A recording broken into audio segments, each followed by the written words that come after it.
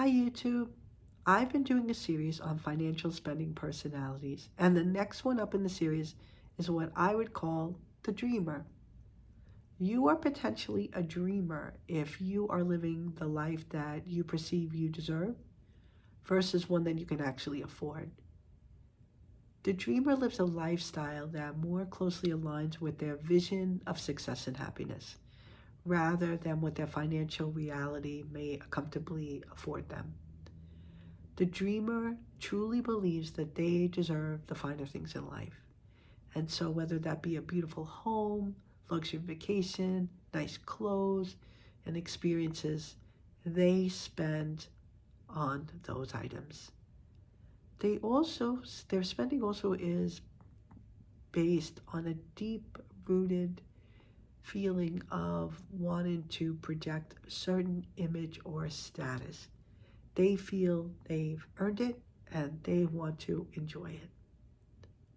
Now, there are other characteristics that embody a dreamer. And the first one I would say would be the aspirational mindset. The dreamer has a clear vision of what they perceive the dream life looks like, but they might be influenced by people that they admire, their peers, their family members, or even people on social media. And so they believe that they've earned a good income and they deserve the finer things now. They're not about delayed gratification. In fact, to them, spending modestly or on a budget would feel like they're settling for less. And the dreamer aspires to live a lifestyle that displays status and wealth, regardless of their financial ability to be able to afford that lifestyle. The next characteristic of the dreamer is that they are very image conscious. The dreamer is really concerned on how their spending appears. They want people to realize they're in a very nice home and that they're spending on a nice vacation and things. And they do this because it is a representation of their status and wealth, and they want people to feel like it's a validation for them on their successes in life. And so the dreamer spends money on how things are perceived. The problem with this is it may end up leading them to purchase more and more high-end ticket items because they want to appear as wealthy and successful. The next characteristic of the dreamer is they are very big at justifying their expenditures. And so it is not uncommon for a dreamer to purchase items and justify it. I work really hard. I deserve this. I need to relax. Oh, other people are going on luxurious vacations. I deserve that too. And they do this repeatedly and constantly. And so, including for things where, like, maybe they're stressed about things, so they will justify spending money for that too. And sometimes they even double down on spending because of this justification. The next characteristic of a dreamer is that they tend to live well above their means. While they may earn a good income and they may afford a good lifestyle, they typically have high interest debt.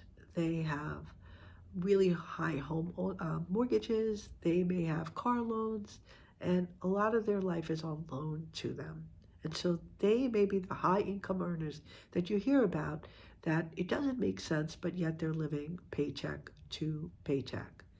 And unfortunately, this cycle takes away these short-term pleasures that they go to do and trying to live this lifestyle that they perceive they should enjoy takes away from their future wealth building potential. The next characteristic of a dreamer is they are big financial avoiders. They avoid looking at their finances.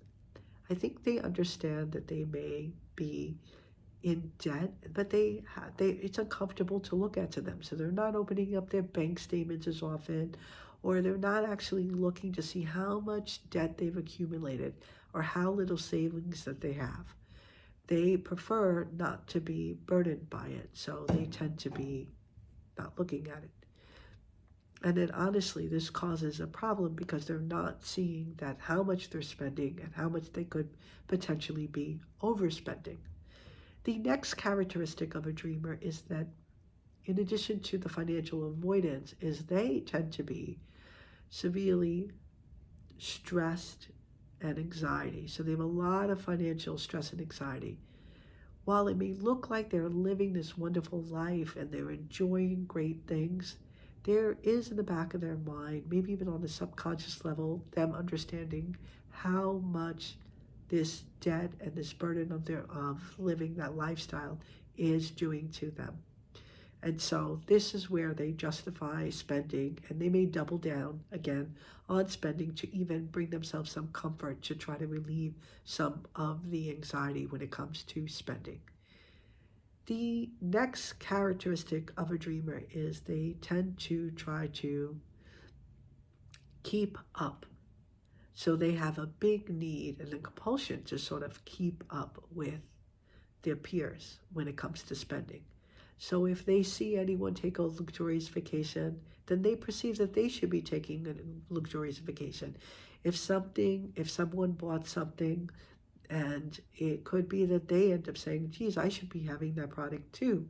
And so the next thing you know, they are living up to the consumption that they see.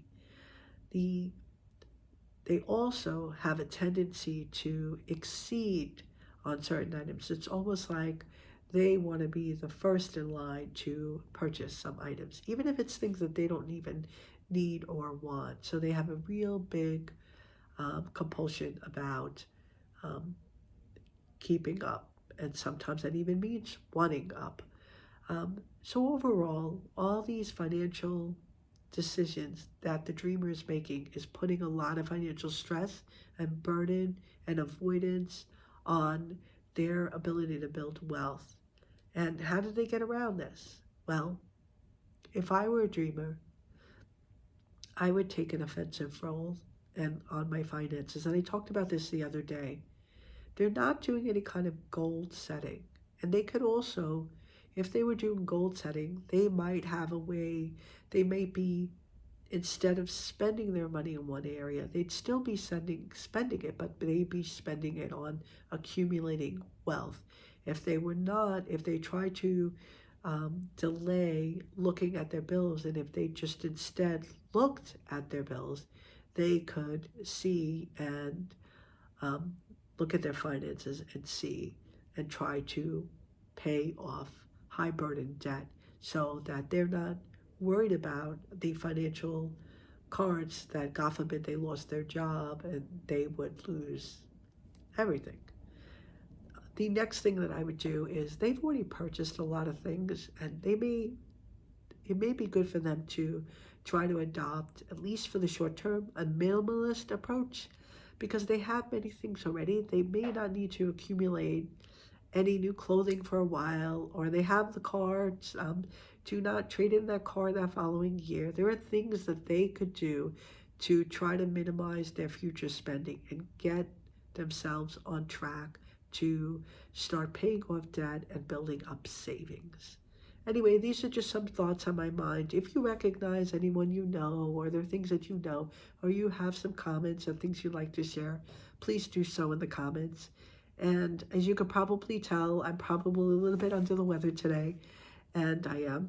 And so, but if you found this spender interesting, or you found any value in this video, please hit like and consider subscribing so that this video finds its way to more people. And I will catch you on the next one. Take care.